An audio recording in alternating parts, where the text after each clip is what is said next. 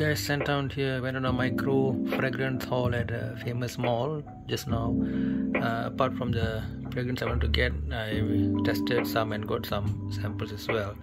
One of which is Miss Dior Rose and Roses. Alright, this perfume was launched in the year 2020 and it was under the nose of the legend of legends, Francois de Machi, who's a Dior perfumer now. He has worked with Chanel also before, and among his other legendary creations include the Blue Sauvage, the new Sauvage, right? Not the old one, but the new what do you call it? Who's the famous hero, the Pirates of the Caribbean guy? Johnny Depp. Yep. He Johnny Depp being the face of it, and Francois de Machi being the nose of it, right?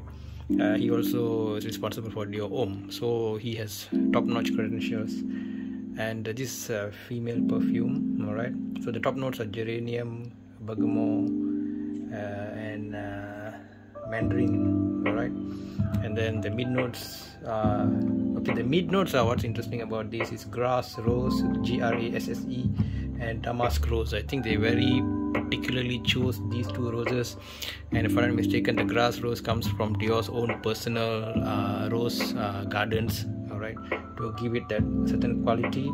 Okay, and this will be quite important, and it's a base of a simple white musk. So the ingredient wise is relatively straightforward and simple, but what makes it unique is the quality of the ingredients. I've recently smelled various other flowery female perfumes, Versace, the Crystal and Diamond series and whatnot, and they were not bad, but the roses were not could have been blended better, I think.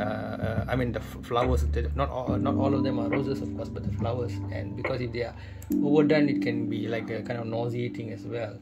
And the other rose perfume recently I smelled was Narciso Rodriguez for her Flow Musk, right? And Flow Musk, I will show you Flow Musk. Okay, here you can see it on my screen. It's the Flow Musk. You see lots of rose and musk, but I think their rose quality was a bit not on point, so it didn't really attract me. And there's another one as well, Toy Boy, the bear by Moschino. If you guys are into unisex or male fragrances, you would see. I think let me bring out my Toy Boy. He's hiding behind the fan here. You can see him. All right, this guy.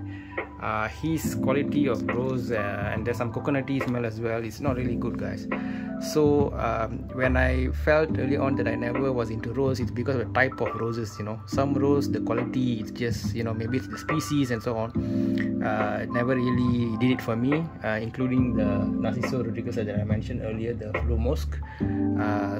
But these roses are good. I like it. Okay, so if a girl wears this and walks around, I'm saying it is nice. It's perfect, I think, for an evening out, a less formal kind of a situation, dates and so on. It'll be just nice. I give this Miss Dior Rose and Roses a mark of 3.75 out of 5, guys. What do you all think? Give your feedback. Take care. Bye bye from Sandhound.